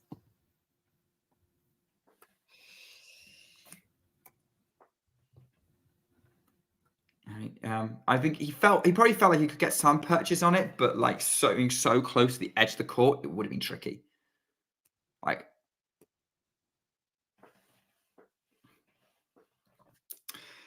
15 all. Americans 3 points away from an Olympic semi-final.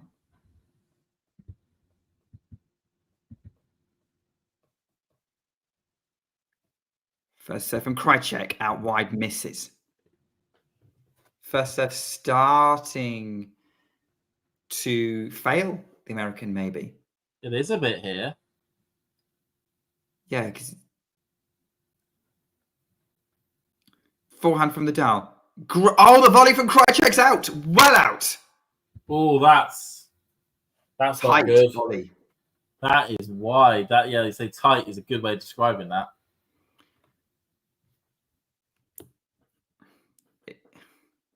You know, it's interesting that it's this player who's struggling. It is.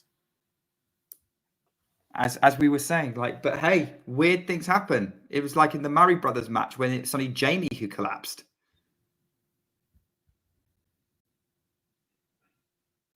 15-30. Alcaraz bouncing up and down. It's his turn to try and receive the Krajicek serve, which he finds the first serve. Alcaraz gets placed. Ram went the wrong way at the net. A gaping hole for Alcaraz, and there we go. It's 15-40 breakback points for the Spaniards, who are celebrating. How did Ram move that quick? Why did he move that quickly? He opened it up. Did he? Brilliant forehand by Alcaraz, but Ram just bolted it too quickly. 15-40, 2 breakpoint chances for the Spaniards. Is this their first breakpoint chance of this match? They had a couple of them. First breakpoint chances I've seen since I joined the stream. Yeah. Right. See what happens here then. Pressure on Austin Krajicek, who serves, gets it in play. Nadal, huge 400 and just misses. Oh, that's what, yeah. Yeah, he got a connection on that as well. You need to be, certainly in the doubles match. Yeah, Still got one more break point chance.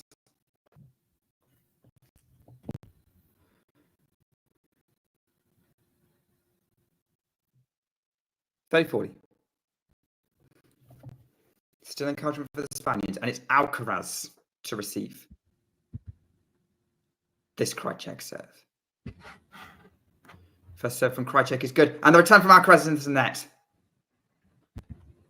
Deuce. Oh. Krajicek finds 2 first serves when he needs them. He does. That was a very good first serve as well. Really, really pushed Alcaraz deep to try and get any sort of return on that one.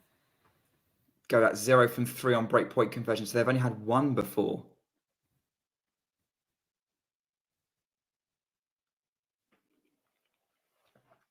Was that it? Is that their missed opportunity to get themselves back in this match and change the story?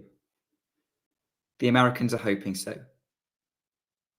The Spanish fans are hoping to see another opportunity. The Americans taking their time before serving here. I think there might be some stadium noise. Yeah, I think people are shouting in the crowd. Bryan Brothers there. Bob and Mike. Yeah. Obviously, Olympic legends in their own right. Has there been a time violation or is someone warning him? I think people are just shouting constantly. Atmosphere electric in Chatrier. First serve is missed by. That's long. Krajicek.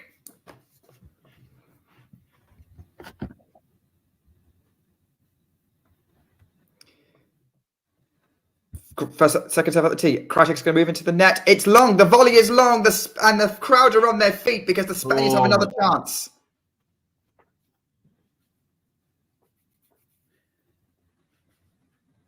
Interesting that like Krajicek's been looking to come to net quickly this game. Yeah, he didn't come. I mean, it didn't come to the net quick enough on that one. I mean, it's been their usual play coming forward as soon as they hit the serve. Lots of encouragement from Rafael Nadal. There's so many Spanish fans in this crowd. They are cheering. They are shouting. They want to see this continue. They want to see their heroes back in this. The Spanish-American conflict has hit clay of Roland Garros. Great first serve from Krajicek. The return from Alcaraz is over the baseline. Too good a serve from Krajicek to be returned. And we're back to deuce. I think the one thing, it's one of those situations with just how good the Krajicek serve is that in those breakpoint chances, the Spaniards really hope they can get a second serve to attack. And this good ping pong between advantage to the Spaniards, advantage to the Americans or whatnot throughout this match. They have to take those. They may get that one opportunity on the second serve, but they really have to hope for it. And they've been getting that this game. They have, but just not on the breakpoints. Yeah, Krajicek two-sided on that. First serve is good there. Ram is there with a volley to put it away. And it's advantage for the Americans. We have our first match point, people. See what happens when you get a first serve in. Just the return from Nadal was just very weak. It was pretty standard, and Ram just absolute machine at the net. Just poked it away. So match point to the Americans. And Krajicek will be hoping for some clutch serving here. See, out of the two, he's probably glad it's Alcaraz he's serving to. Yeah, he's serving well that side of the court. The first serve is long. Couldn't find one there. Alcaraz is going to step a little closer forward, but he's still pretty far behind the baseline. This is where Ram, the American side of things, this is where Ram really needs to be on it at the net. This ball will come back. Second serve. Alcaraz lobs. It's kind of a volley from Krajicek. Ram's there. He puts the volley into the net. And the first match point's been saved. Too tentative for the Americans. It was too tentative on the Americans. There wasn't enough bite in that. They needed to put it away, and they didn't. And they've now, they're back to juice.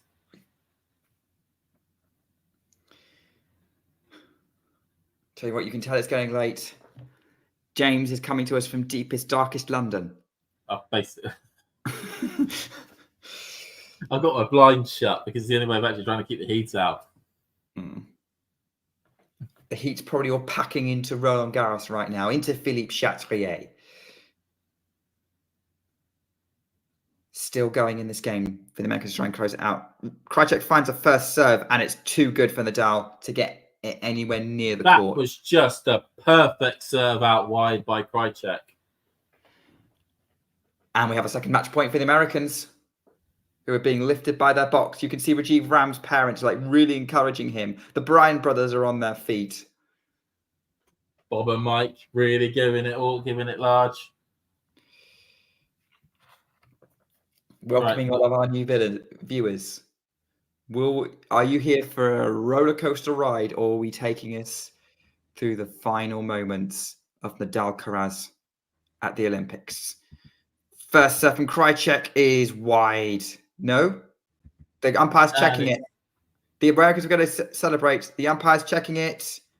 It's good. It's an ace from Krajicek. Nadal and Alcaraz embrace. The Americans are through 6-2, 6-4. Rajiv Ram and Austin Krajicek will be trying for an Olympic medal. They have a 75% chance of doing it. But fan favourites Rafael Nadal and Carlos Alcaraz will be walking away without... the run ends here. At the hands of two very experienced, very capable doubles players who would certainly favour themselves for the gold medal now in this contest. They've definitely got a good chance. I mean, I would actually say, I know we were talking a little bit about the strength of the Australians, but I would actually say that I'd be willing to call the Americans the favourites. I certainly would say they're joint favourites with the Australians at this stage. I think we probably are. We are probably looking at one of the two finalists, certainly one of the two finalist pairings for the men's doubles title. Yeah. Right, very likely, depending on how good the Czechs are. The Czechs did beat that really tough German pair. Yeah. And we just get a good shot of Nadal waving goodbye to Philippe Chatrier. Is this for the last time?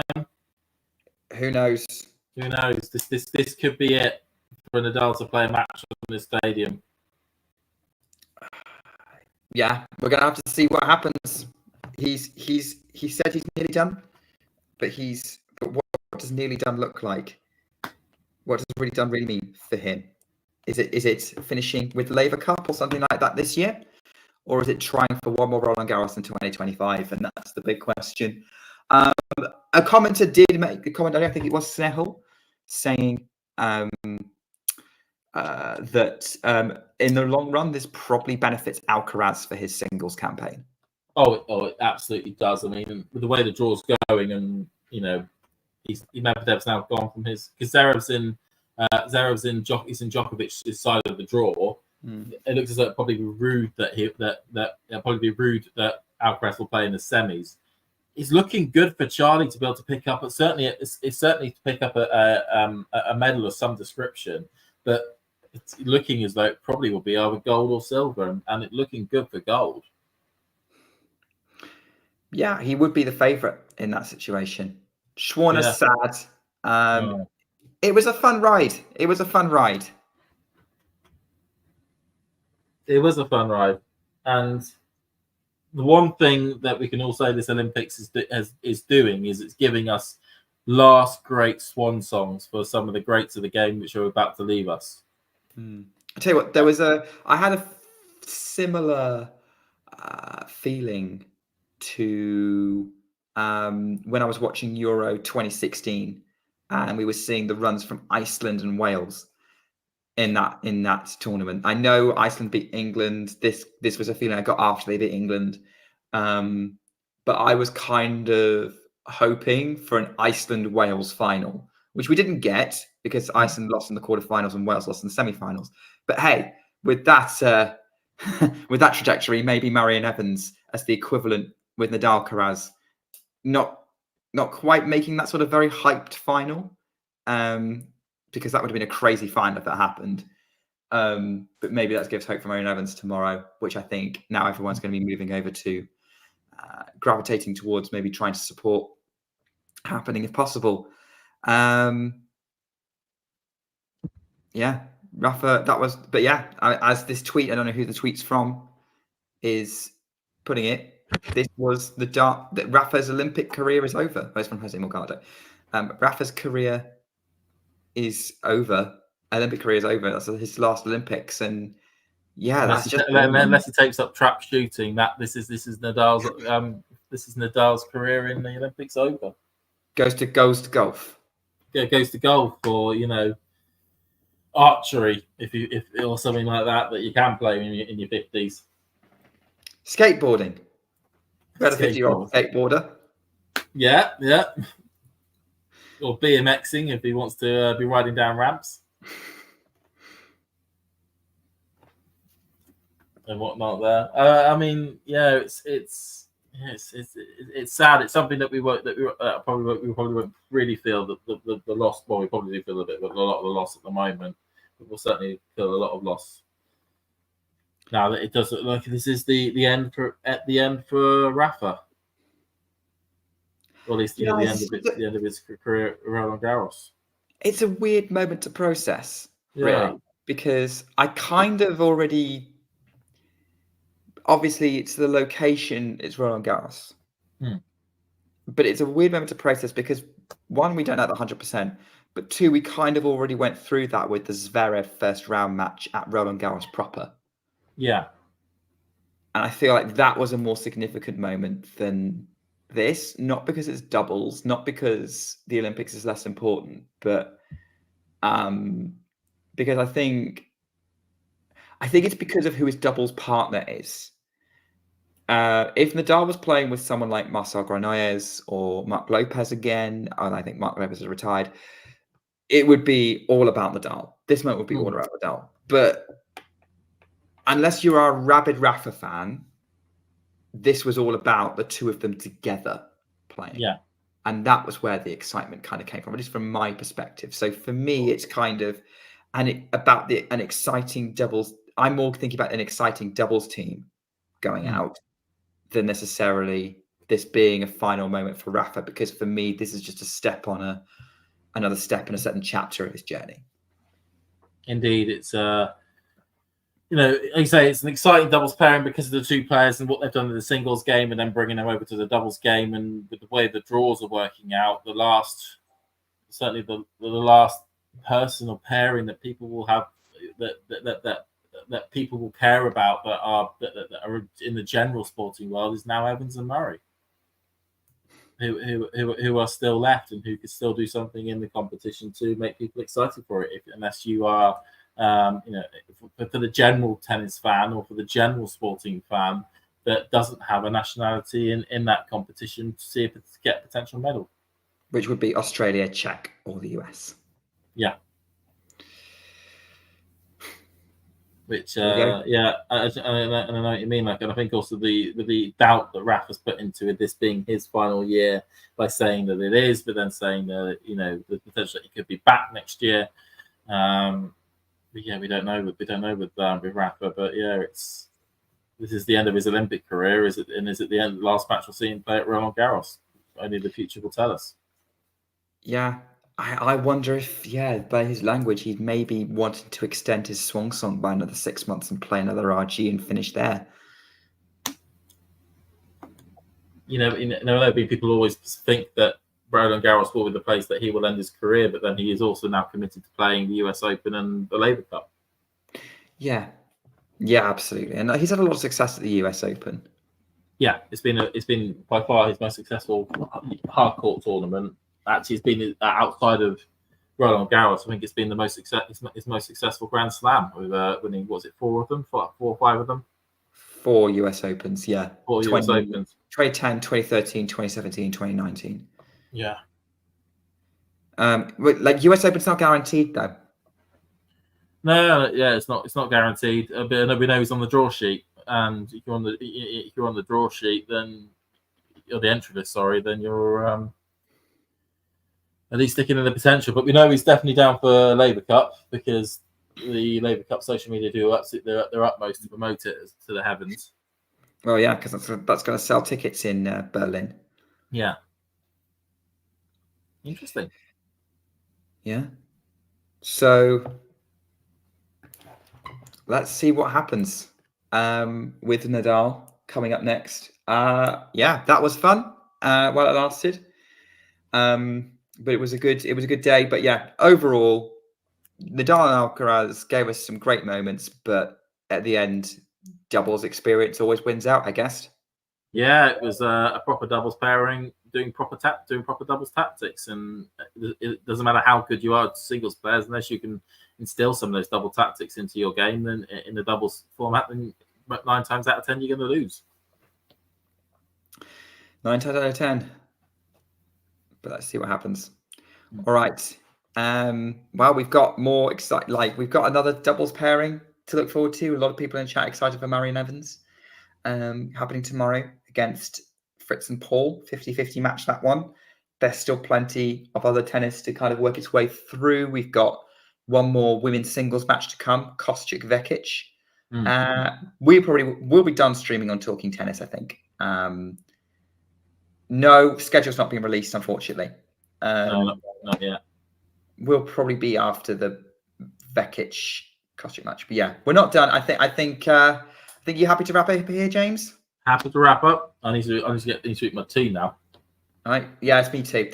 So, all right, we'll wrap it up. Thanks everyone for joining. We will be streaming tomorrow because it is our 2-year anniversary for Talking Tennis. So it's our birthday party. So come join us and celebrate. I'm going to come on. I may be very fresh from a tennis match, but I will be there at some point. Maybe with something a little bit closer than recent results. And we'll be having, some tennis in the background as well, because let's face it, we can't do anything without watching tennis. All right. We're a nervous wreck in December when there's no tennis whatsoever. I mean, we just don't know what we're doing. That's why we're glad for things like UTS. Hey, UTS was good last year. I'm as an off-season event, I will not knock it. But in the middle of the season, then I don't know why they're playing it. But yeah, I am yet to be convinced on it. Okay. But yeah, come if you want to come and celebrate the channel and celebrate and watch some tennis with us tomorrow. I just be a bit more of a chill vibe. Come do that. Be a lot of fun. And if you are new, why don't you subscribe? You may have missed the first 2 years of our journey, but we've still got many more ahead. So come and join us for that part. And I'll see you tomorrow. In the meantime, take care and keep talking tennis. If you enjoyed this video, make sure you hit that like button. Don't forget to subscribe and click that notification bell so you don't miss out on all things tennis.